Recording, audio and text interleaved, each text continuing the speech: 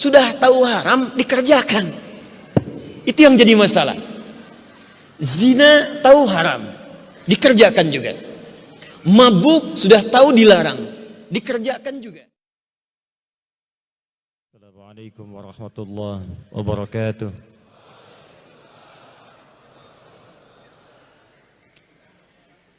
Alhamdulillahilladzi ja'alana al-muslimin wa gharasa fi qulubina al-imana fa asbahna mu'minin wa amarna bil ibadati linakuna minal muttaqin. Fa subhanalladzi khalaqana ahsana at-taqwim fa nahmaduhu hamdan syakirin hamdan na'imin kama 'allamana an nahmada. Nusalli wa nusallimu 'ala al-afdalil anbiya'i wal mursalin النبي الكريم الرسول الأمين سيدنا محمد وعلى آله وصحبه وأمته إلى يوم الدين. أما بعد فيا عباد الله أوصي وإياكم بتقوى الله فقد فاز المتقون فلا تموتن إلا وأنتم مسلمون. فقال تعالى يا أيها الذين آمنوا اتقوا الله حق تقاته wala tamutunna illa wa antum muslimun. Saudara-saudariku, terkhusus yang semoga selalu dimuliakan oleh Allah Subhanahu wa taala, seluruh sivitas akademika Universitas Pendidikan Indonesia, yang kita punya harapan besar kontribusi UPI untuk membangun nilai-nilai kebangsaan dalam aspek pendidikan mudah-mudahan senantiasa menghasilkan nilai-nilai positif untuk nilai-nilai kebaikan khususnya di bangsa kita ini. Sekarang sudah banyak pengajaran-pengajaran tapi agak krisis dalam bidang pendidikan. Sedangkan pendidikan itu juga memiliki porsi yang sangat kuat dalam nilai-nilai keislaman, termasuk dalam paparan Al-Quran dan hadis-hadis Nabi SAW.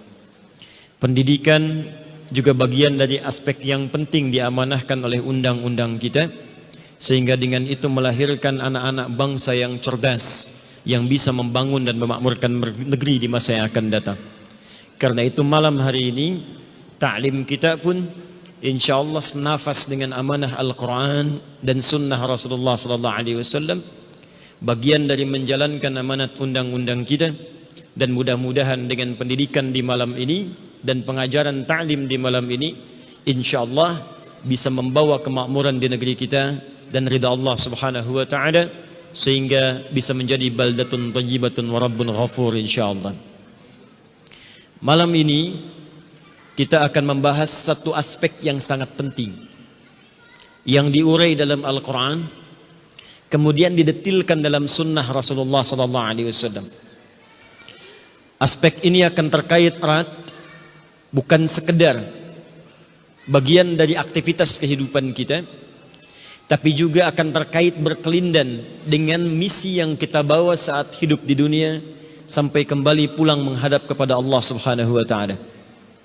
Untuk itu kita akan uraikan sebelum berbicara tentang pengaruh harta haram atau perilaku yang bertentangan dengan nilai syariat pada kehidupan. Kita akan gali sebagai pembuka tentang tujuan fungsi kehidupan kita di dunia, sehingga kita bisa memahami kenapa kita dilarang mengerjakan yang haram. Jadi kalau dalam bidang kajian itu selalu ada sifat ontologinya, epistemologinya, kemudian aksiologinya. Saya mohon maaf istilahnya agak sedikit keren karena saya di kampus sekarang ini. Jadi ada kajian ontologinya, epistemologinya, baru kemudian aksiologinya. Jadi sebelum aksi itu dilakukan, meninggalkan yang haram itu aksi, mengerjakan yang halal itu aksi. Dasar pandangannya apa? Esensinya apa? Apa dasarnya kita diminta meninggalkan yang haram? Sehingga dengan pemahaman pada dasar ini nanti melahirkan aksi yang tidak disuruh pun kita sudah mengerti bahwa itu harus ditinggalkan. Sekarang yang paling berbahaya, sudah tahu haram dikerjakan. Itu yang jadi masalah. Zina tahu haram dikerjakan juga. Mabuk sudah tahu dilarang, dikerjakan juga. Berselisih sudah tahu dilarang, masih banyak yang berselisih juga.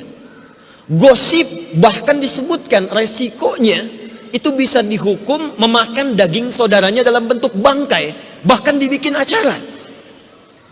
Nah, jadi ada sesuatu cara berpikir yang keliru, pemahaman yang tidak utuh, sehingga dengan kurangnya pemahaman ini, hal yang harusnya ditinggalkan sekarang malah menjadi bagian dari konsumsi harian yang bahkan dinikmati.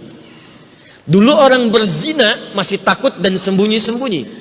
Sekarang sudah punya suami, bisa berzina di samping suaminya. Anda bisa bayangkan.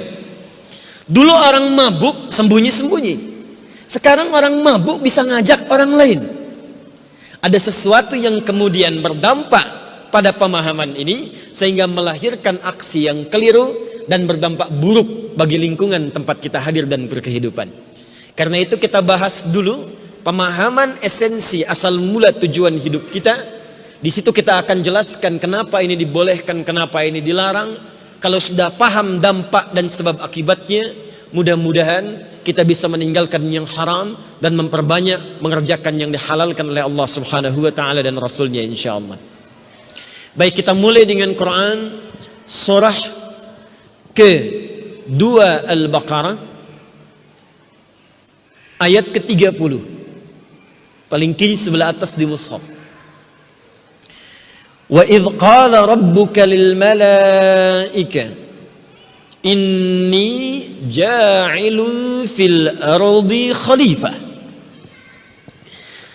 Dan ingatlah, pelajarilah, kata Allah. Idh itu bukan sekedar mengingat. Idh itu bisa juga berarti sesuatu yang dipelajari, sesuatu yang dianalisis, sesuatu yang dikaji, sesuatu yang minta untuk disimak. Jadi kalau kita terjemahkan dengan semua pemaknaan ini, kata Allah, wa idh qala rabbuka, dan ingatlah, pahamilah, simaklah dengan baik, kajilah ketika Rabbu Muhammad sallallahu alaihi wasallam berfirman, menyampaikan informasi penting pada seluruh malaikat dan sebagian kalangan jin yang hadir pada masa itu. Apa informasinya? Wa idh qala rabbuka lil malaikati inni ja'ilun fil ardi khalifah. Dibuka dengan kalimat inni. Inni terdiri dari dua unsur kata yang disatukan. Yang pertama inna, yang kedua ditambahkan ya nisbah sebagai petunjuk mutakallim. Inni, dari kata inna dalam ilmu nahwu disebut dengan harfun nasbin wa taukidin tansibul isma wa tarfa'ul khabara mabniun 'ala al-fathi la mahalla lahu min al-i'rab. Paham? Tidak. Lihat sini. Harfu nasbin wa taukidin, huruf yang berfungsi menasabkan. Nasab itu kalau di gramatikal harakatnya jadi fathah. Tapi kalau di ilmu lughah, nasab itu artinya menancapkan sesuatu dengan kuat sehingga yang ditancapkan tak goyah. Orang Arab mengatakan begini, nasabar rajulu asahu 'alal ardi. Seorang menancapkan tongkatnya di tanah, sehingga ketika ditancapkan dia kuat dan tidak mudah goyang. Itu nasaba namanya. Jadi kalau ada kalimat dibuka dengan kata inna, maka maknanya di ilmu loghah, tancapkan informasi itu dalam jiwamu, jangan goyah. Yakinkan, taukid, kuatkan. Semua kalimat yang dibuka dengan kata inna maka disepakati oleh semua pakar bahasa bahwa informasinya penting. Saking pentingnya, tancapkan dalam jiwamu, kuatkan, jangan goyah sekalipun dalam memahami informasi yang akan disampaikan. Kata Allah, inni, perhatikan cara menerjemahkannya. Aku sampaikan berita penting, tancapkan dalam jiwamu, jangan goyah, dan aku ingin tekankan, ja'ilu fil ardi khalifah. Aku akan memberikan sebuah misi sangat istimewa pada makhluk yang baru aku ciptakan, diberi nama dengan bashar manusia, misi penting yang tidak diberikan pada malaikat dan jin. Jadi saking istimewanya misi ini, Allah sampai menciptakan makhluk baru, bukan malaikat, bukan jin sebelumnya. Jadi jin sudah ada sebelum manusia diciptakan. Dalilnya Quran surah ke-15 ayat ke-27. 28-nya penciptaan manusia, 27-nya penciptaan jin. Wal janna khalaqnahu min qablu min naris samum. Adapun jin diciptakan sebelum manusia dari bahan yang berbeda dengan materi manusia. Api yang menyala-nyala. Apa yang penting ini? Kata Allah, ja'ilu fil ardi khalifah. Aku akan memberikan fungsi, misi pada makhluk yang aku cipta ini, namanya bashar. Jadi Bapak Ibu sekalian, ada khalaqa, khaliq, ada ja'ala, ja'il, itu beda. Kalau khalaqa, khaliq, itu mencipta dari yang tidak ada, jadi ada. Allah disebut khaliq, karena Allah mampu mencipta dari yang tidak ada, jadi ada. Kalau kita tidak disebut khaliq, ingat, mukhtari', karena mencipta sesuatu butuh bahan sebelumnya. Ini meja nggak bisa antum tiba-tiba bikin jadi meja. Meja tidak. Mesti ada kaca dulu, mesti ada kayu dulu, kayu dari pohon dulu. Allah tidak, kun fayakunu, jadi. Perlu bahan, bahannya ciptakan sendiri. Perlu sesuatu, langsung jadi. Karena itu ketika Allah menciptakan kita menyebut dirinya dengan khaliq. Buka Quran surah ke-15 ayat ke-28. Wa idh qala rabbuka lil malaikati inni khaliqun bashara. Ingatlah ketika Rabbu berfirman pada malaikat, tanamkan pada jiwamu dengan kuat, jangan goyah, aku akan mencipta dari yang tadinya enggak ada menjadi ada, makhluk baru, bukan malaikat, bukan jin, disebut dengan bashar. Kitalah manusia. Sedangkan semua ciptaan Allah itu mesti punya fungsi, mesti ada manfaatnya. Mustahil Allah mencipta sesuatu sekecil apapun kecuali ada manfaatnya. Karena tidak ada yang sia-sia dari ciptaan Allah subhanahu wa ta'ala. Karena itu Allah sampaikan, ciptaanku walaupun kecil, walaupun nyamuk atau lebih kecil daripada nyamuk, pasti ada hikmahnya, kata Allah. Quran surah kedua Al-Baqarah ayat ke-26, paling kanan di pertengahan. Innallaha la yastahi ay yadriba mathalan ma ba'udatan fama fawqaha. Kata Allah, saya tak ragu dan tak malu menciptakan yang paling kecil pun semisal nyamuk atau lebih kecil darinya. Lebih kecil dari nyamuk ada bakteri, ada virus, ada atom, ada lagi sekarang yang menyusun atom kemudian. Kata Allah, itu pasti ada hikmahnya. Jadi kalau atom yang kecil saja atau yang lebih kecil daripada atom itu sendiri, ada yang neutronnya misalnya, ya, ada protonnya yang menyusun itu lebih kecil bahkan bagian atom sendiri. Maka bagaimana dengan manusia yang lebih kompleks daripada itu, pasti punya hikmah dan fungsi yang lebih besar daripada itu. Apa fungsi menciptaan manusia ini? Inni ja'ilu fil ardi. Satu, perhatikan baik-baik kalimatnya. Aku akan memberikan fungsi misi khusus bagi manusia ini, tugasnya di bumi, bukan di langit. Jadi kita ini makhluk bumi, bukan makhluk langit. Tapi nanti tempat kembali kita kembali kepada Allah subhanahu wa ta'ala di tempat yang lebih tinggi. Kembali lagi. Tapi misi kita, tugasnya tugas di bumi, pulangnya nanti pulang ke surga dengan izin Allah subhanahu wa ta'ala ke tempat yang lebih tinggi.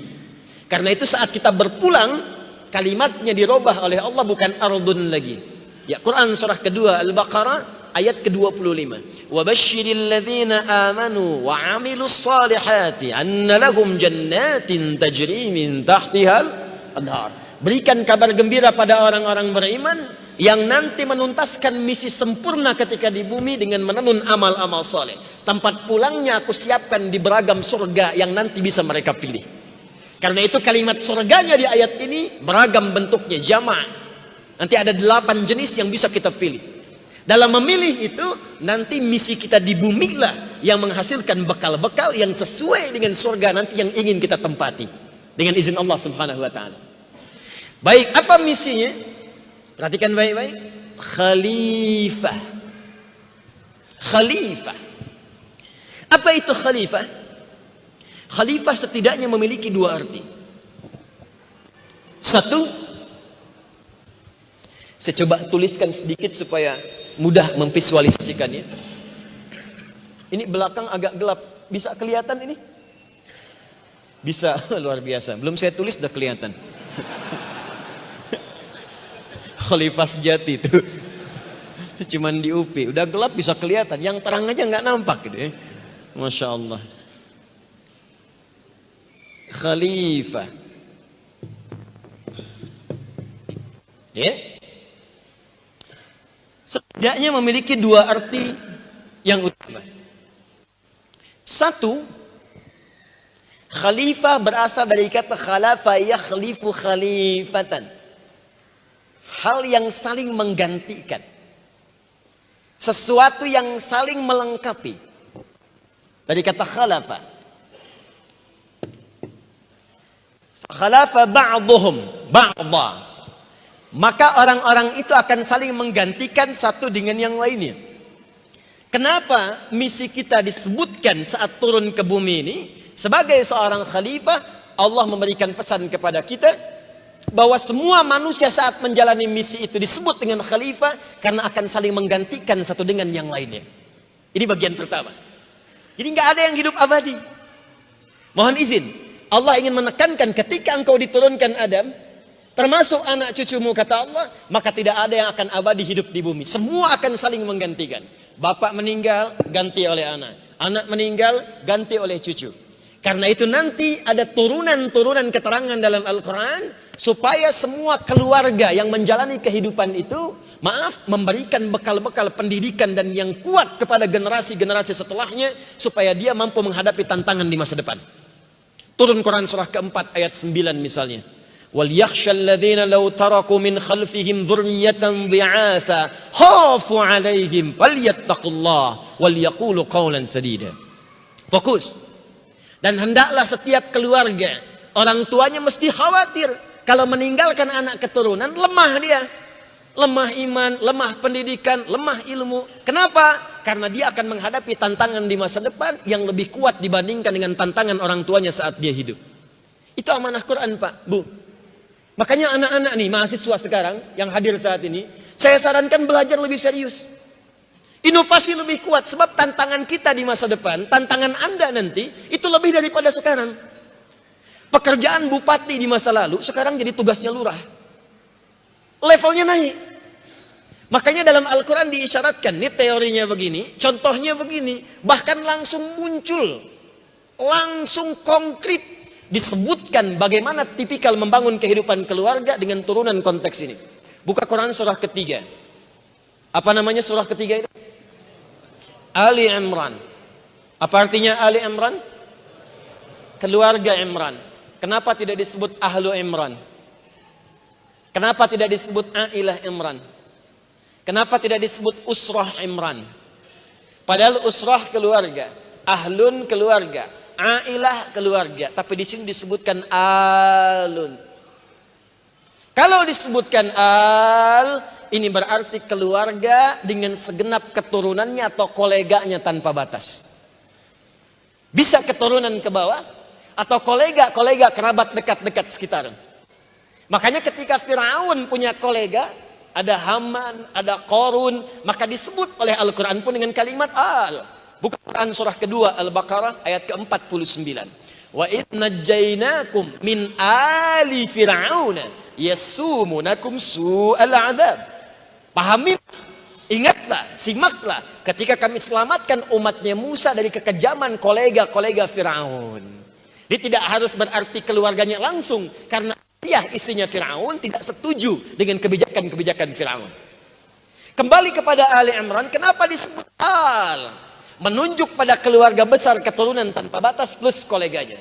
Karena Imran berhasil memberikan contoh tingkat pendidikan terbaik sehingga semua keturunannya ke bawah dan kolega sekitarannya mendapatkan nilai-nilai kebaikan langsung di sisi Allah Subhanahu wa taala. Dan Imran itu bukan nabi. Imran bukan rasul. Kenapa Allah tunjukkan tipikal keluarga yang bukan nabi dan rasul? Supaya Anda tidak ngeles di kemudian hari. Ya Allah, dia kan nabi, dia kan rasul. Kata Allah, saya tunjukkan yang bukan nabi dan rasul supaya bisa menjadi prototipe terbaik untuk kita ikuti dalam kehidupan. Imran menikah dengan Hannah, melahirkan keturunan namanya Maryam. Begitu Maryam lahir, Maryam lebih baik dibandingkan ibunya Hannah. Tapi yang menjadikan Maryam hebat dan baik itu apa? Pendidikan kedua orang tuanya. Silakan cek. Imran Hannah membuatkan tempat yang baik disebut dengan mihrab. Mencari pendidik yang baik, bukan sekedar pengajar. Pintar, baik, termasuk koleganya Imran juga, namanya Zakaria, guru. Ini tempatnya. Kemudian mencari gurunya. Menyiapkan akomodasi pendidikan terbaik. Ini suplainya, kebutuhannya, makanannya, pakaiannya, segalanya. Lalu ketika semua itu disiapkan, maaf, doanya sudah bagus, namanya diberikan yang bagus, cari tempat yang bagus, cari guru yang bagus, disiapkan akomodasi yang terbaik yang mendukung pendidikannya untuk mendekat kepada Allah Subhanahu wa taala. Maka apa yang terjadi kemudian? Langsung dijawab oleh Allah sendiri, diabadikan dalam Al-Qur'an. Buka Quran surah ketiga Ali Imran ayat 37. Paling kiri sebelah bawah di mushaf. Fataqabbalaha rabbuha biqabulin hasan. Maka semua ikhtiar Imran dan Hannah itu, bukan nabi, bukan rasul, diterima oleh Allah Subhanahu wa taala. Tuh, diterima, Pak, Bu. Kalau Allah sudah menerima ikhtiar seorang orang tua untuk mendidik anak dengan baik itu, maka apa yang terjadi setelahnya? Wa ambataha nabatan hasana. Maka akulah yang akan merawat pertumbuhannya. Memperhatikan setiap pertumbuhannya sehingga terjaga mendapatkan kualitas maksimal dalam pendidikannya. Jadi kalau kita benar-benar menyiapkan sesuai petunjuk Allah, selanjutnya kata Allah, aku yang mudahkan. Jadi bapak ibu nggak capek lagi didik anak, Pak. Ibu mengandung 9 bulan 10 hari. Bapak merawat-rawat kerja sampai peluh keringat. Tapi kan ketika dia keluar dari rumah, siapa yang bisa memastikan anak itu menyentuh makanan yang benar? Siapa yang bisa memastikan dia mendapatkan teman yang baik? Tidak sedikit sekarang anak yang baik di rumah hancur ketika dia bergaul di luar rumah. Kenapa? Karena tidak ada yang membimbing dia mendapatkan hal-hal terbaik dalam hidupnya. Karena tidak ada yang mengawasi dan mengarahkan dia ketika dia jauh dari pengawasan rumahnya. Ketika Anda titipkan kepada Allah, maka Allah tak punya batas dalam perlindungan dan pengawasannya. Maka apa yang terjadi? Perhatikan. Orang-orang yang mengikuti petunjuk Allah dalam menyiapkan generasi terbaik, bukan sekedar dijaga dan diawasi, tapi semua arah dan kebutuhan hidupnya langsung oleh Allah dimuliakan, sehingga orang tua tidak sulit lagi dalam membiayai pendidikannya. Perhatikan kalimatnya. Fataqabbalaha biqabulin hasanin wa ambataha nabatan hasana wa kaffalaha Zakaria. Gurunya Zakaria. Kullama dakhala 'alaiha Zakaria al-mihraba. Setiap Nabi Zakaria memasuki tempat belajarnya Maryam, tempat ibadahnya Maryam, tempat mendekatnya Maryam kepada Allah Subhanahu wa taala disebut mihrab. Wajada 'indaha rizqa. Akomodasinya, kebutuhannya sudah ada di situ. Orang tua tak sulit lagi. Padahal yang ditugaskan Nabi Zakaria, bawakan kebutuhannya, makanannya, pakaiannya, bimbingannya. Tapi setiap Nabi Zakaria masuk ke situ, sudah ada kebutuhannya. Masya Allah. Nah, kalau ditarik konteks sekarang, orang tua mengikuti tuntunan Allah, Allah nanti arahkan. Tiba-tiba masuk dapat beasiswa, dapatnya ke UPI, atau ke tempat-tempat yang lainnya. Tiba-tiba ketika ada SPP bisa dibayarin, bisa dapat bagian beasiswa lagi. Tiba-tiba naik lagi, bisa sekolah keluar, pulang-pulang kalir menanjak. Itu yang dimaksudkan. Wajada indaha rizqa. Ada semua. Tapi yang paling menarik, pola pendidikan ini memberikan nama yang baik, mencari guru yang pintar dan baik. Tak cukup pintar, mesti baik. Sekarang banyak orang-orang pintar, tapi karena tidak baik, maka kepintarannya dipakai untuk berbuat yang salah.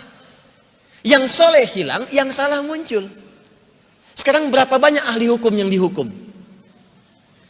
Betapa banyak kita punya ekonom belum bisa membangkitkan tingkat ekonomi negara kita. Betapa banyak kita punya pakar-pakar di bidang tertentu tapi tidak menghasilkan nilai kebaikan yang bisa kita rasakan. Kenapa? Karena ada aspek yang kurang untuk diberikan di dalamnya. Kalau kita kembali kepada Al-Quran, tidak cukupkan pada yang pintar. Yang pintar banyak. Firaun itu pintar. Korun itu pintar. Kalau tak pintar, bagaimana dia bisa bisnis sampai kaya? Cuman kepintaran Korun tidak melahirkan pujian dari Allah, tapi menghancurkan dia dan hartanya sekaligus. Itu yang kemudian kata Al-Quran, siapkan pendidikan terbaik dengan nilai-nilai bimbingan seperti ini. Apa yang terjadi kemudian? Berikan nama yang terbaik. Wa inni sammaituha Maryam. berdoa kepada Allah sebelum kita mulai belajar atau mengantarkan anak-anak untuk belajar. Pilih guru-guru yang terbaik. Cari kampus yang baik. Cari tempat belajar yang mendekatkan diri kepada Allah. Sekaligus membuat Anda pintar. Matematikanya mesti bagus. Fisikanya mesti kuat. Kimianya mesti bagus. Tapi juga hafalkan Quran di dalamnya. Belajar sholat dengan baik. Dan jadikan itu untuk memberikan maslahat pada tempat di mana kita tinggal. Maka apa yang terjadi setelah itu? Pujian datang dari Allah. Keringanan mudah untuk disampaikan oleh Allah subhanahu wa ta'ala. Saya ingin percepat dengan singkat. Maka Maryam kemudian dapat kemuliaan lebih daripada bapak ibunya. Silahkan Anda cek. Pernah nggak bapak ibu mengaji menemukan surat Hannah? Ada? Tidak. Surat Maryam? Ada. Maryam disebutkan dengan namanya, ibunya cuma disebutkan dengan statusnya sebagai istri Imran.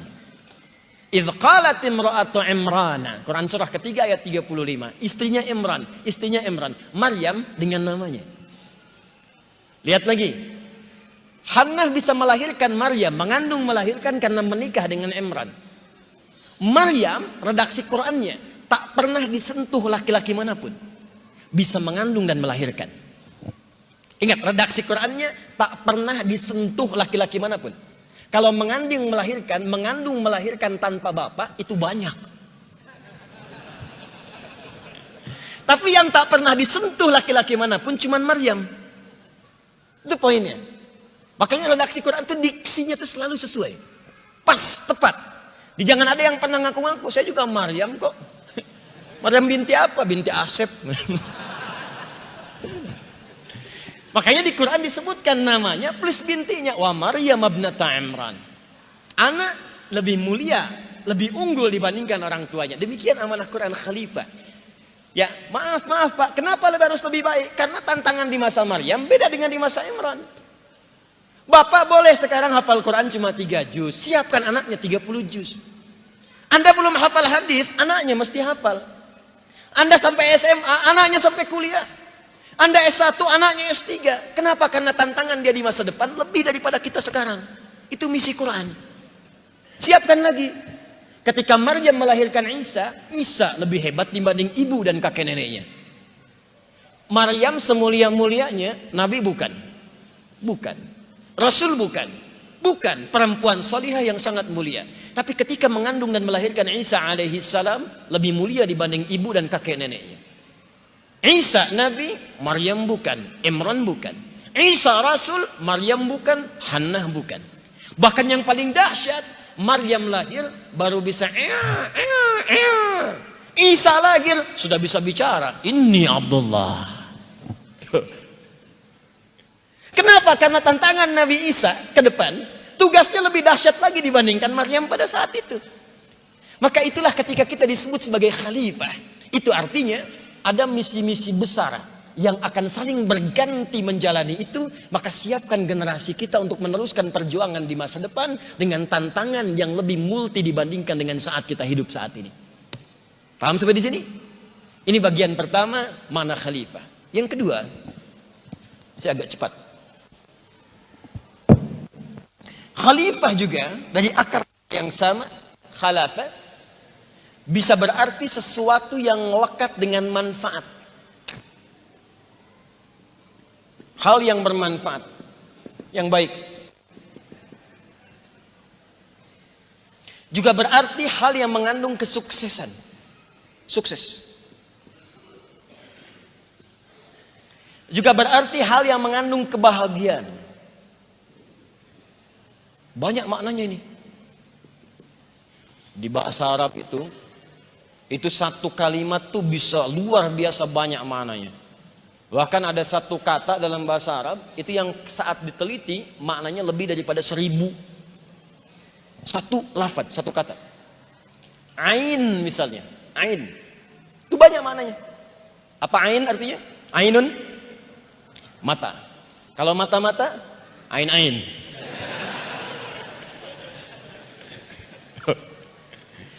Saya pernah waktu pesantren itu, gurunya tanya, ya syabab, anak-anak, apa bahasa Arabnya tidur?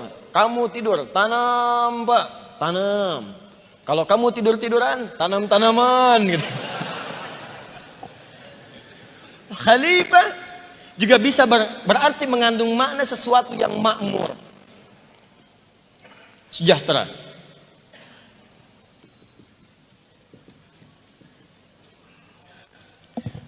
Kalau kita batasi sampai sini dulu, kita kumpulkan maknanya.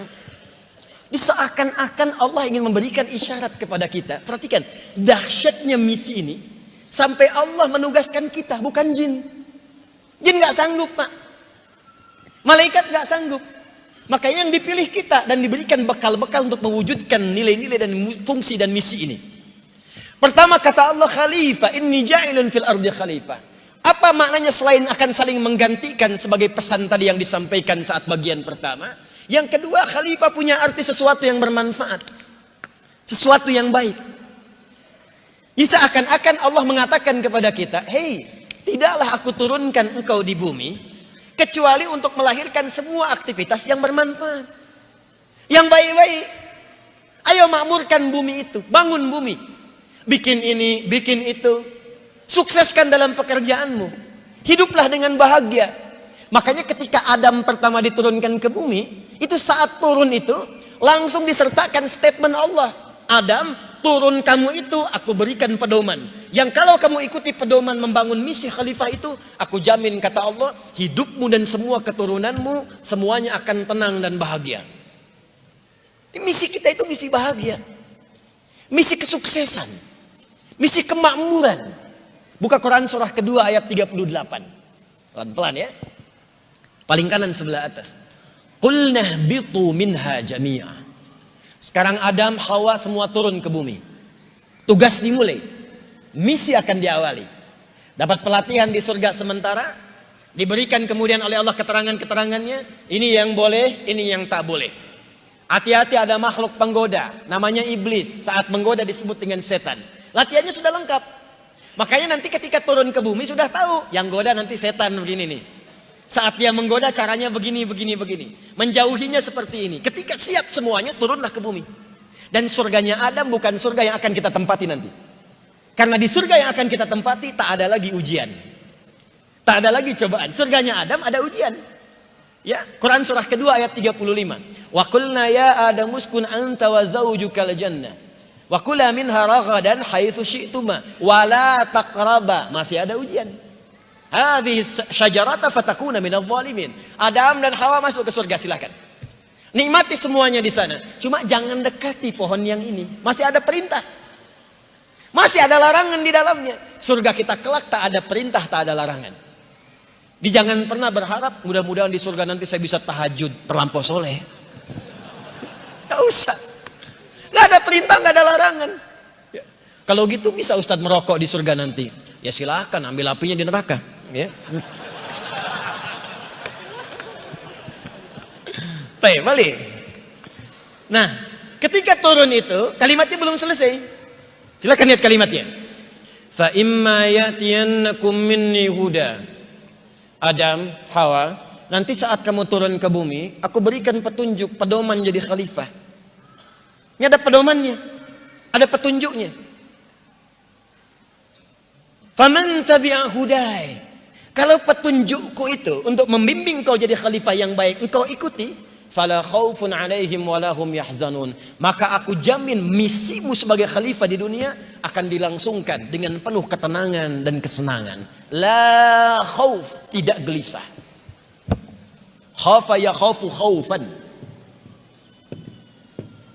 Wala hum yahzanun, la hum yahzanun, tidak sedih. Tidak gelisah, tidak takut, artinya tenang. Tidak khawatir, tenang. Tidak sedih, artinya senang, bahagia. Tuh, selaras dengan makna khalifah, senang, bahagia. Jadi misi kita ini senang, Pak. Di rumah tangga senang. Makanya nanti ada ayat-ayat sebagai pedoman hidup kita, membimbing kita bagaimana menjalani kehidupan rumah tangga dengan tenang. Kalau ada miskomunikasi, begini menyelesaikannya. Kalau ada beda pandangan, begini cara menyelesaikannya. Semuanya ada. Ujian itu bisa beragam, ya gara-gara beda pakaian aja bisa beda pendapat. Papa malam ada kajian Ustadz Adi nih, mama mau pakai baju yang mana? Kuning atau yang biru? Tuh. Minta pendapat, kata suaminya, biru deh mah bagus. Ah kayaknya kuning deh pak. Tuh. Nanya tapi udah punya jawaban. Mending kalau dipakai begitu keluar ungu. Ada semua petunjuknya. Mau belajar, ada petunjuk bagaimana belajar dengan tenang. Ada pak. Ayat-ayat ilmu itu banyak. Cara memahami, turun Quran surah 9 ayat 122. Cara belajar mendapatkan tambahan ilmu, turun Quran surah kedua akhir ayat 282. Cara belajar plus meningkatkan iman, turun Quran surah 58 ayat 11. Cara meningkatkan kedekatan dengan Allah, turun Quran surah 96 ayat 1 sampai dengan 5. Ada semuanya. Makanya orang-orang dulu kalau pintar itu nggak nanggung, belajarnya bener. Nah ini waktu belajar dipakai main, waktu ujian hari tenang dipakai belajar. Tapi memang benar kata Allah, manusia itu makhluk pintar. Wa 'allama Adam al-asma'a kullaha. Kami ajarkan kepada Adam semua jenis pengetahuan.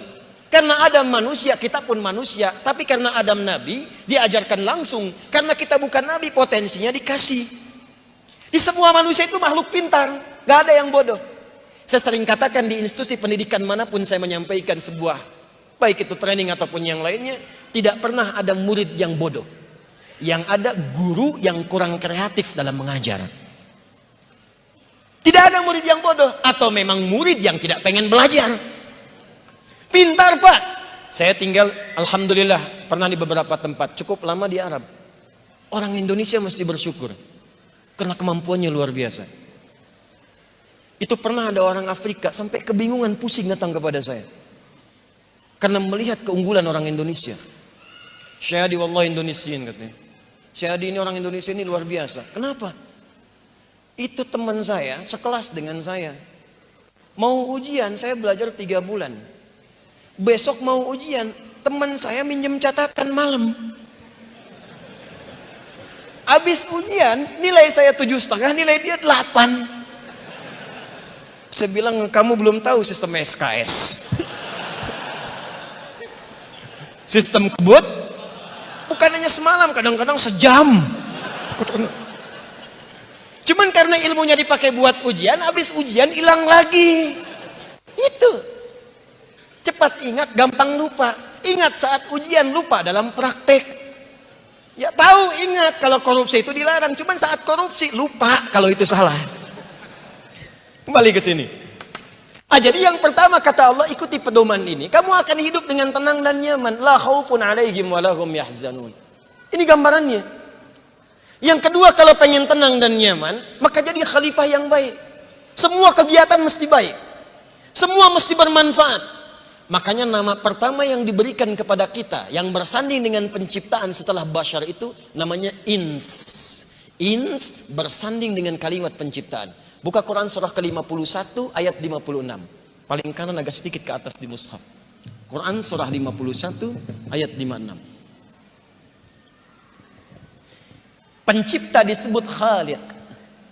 Menciptakannya disebut Khalaq. Wa ma khalaqtul jinna wal ins illa liya'buduni. Tidaklah aku ciptakan jin dan manusia. Di situ manusia disebut ins. Nanti sirah mubalaghahnya sifat superlatifnya yang membentuk makna aktivitas disebut insan. Karena itu kalimat insan pun bersanding dengan kalimat khalaq. Iqra bismi rabbikal ladzi khalaqal insana min 'alaq. Apa itu ins? Dan kenapa seringkali disandingkan dengan jin? 18 kali pasangan ini disebutkan dalam Al-Quran. Ya ma'syaral jinni wal ins wa ma khalaqtul jinna wal ins. Perhatikan kalimatnya. Ins setidaknya punya 3 makna utama. 1, sosok yang tampak terlihat, kelihatan. 2, sosok yang baik penuh manfaat. 3, sosok yang halus dan lembut. Ins. Jadi yang makhluk halus itu kita, bukan jin. Jin disandingkan dengan ins karena bersamaan dengan itu menjadi paradoks lawan dari makna ins. Jadi kalau ins punya 3 arti, jin pun 3 arti. Manusia ins tampak, jin disebut jin karena tersembunyi. Makanya semua kata dalam bahasa Arab yang dimulai dengan jim dan nun semua tersembunyi. Janin, jim dengan nun. Kenapa disebut janin? Karena tersembunyi di dalam perut ibunda itu. Jannah, jim dengan nun. Kenapa disebut jannah? Karena surganya masih tersembunyi, belum nampak pada kita sekarang. Jelas? Nah, jin sebagai penutup bagian pertama ini, kenapa disebut dengan jin? Karena fitrah penciptaannya tersembunyi, tak nampak dalam pandangan kita sekarang. Makanya kalau ada jin melakukan penampakan, itu jin sedang kena masalah. Sedang keluar dari fitrah. Apalagi manusia-manusia pencari-cari penampakan jin. Itu sedang penuh dengan persoalan, itu orang gak normal. Sebaliknya, jin tak tampak, manusia tampak, kelihatan. Ke kampus kelihatan, dosen muncul, di rumah kelihatan. Makanya kalau ada manusia yang senang sembunyi-sembunyi, itu artinya sama dengan bukan, sama dengan sedang keluar dari fitrahnya, sedang punya masalah itu. Ke masjid sembunyi-sembunyi, udah tahu ke rumah ada pintu depan lewat jendela. Buka WhatsApp istri, suami sembunyi-sembunyi, pasti punya masalah. Tapi persoalannya, kenapa kemudian disebut ins dengan makna lembut, halus dan baik, sementara jin disebut dengan jin memiliki makna kebalikannya? Apa hikmah di balik ini semua? Kita nanti akan dengarkan setelah menunaikan salat Isya berjamaah insyaallah. Subhanakallahumma wa bihamdika asyhadu an la ilaha illa anta astaghfiruka wa atubu ilaik. Assalamualaikum warahmatullahi wabarakatuh.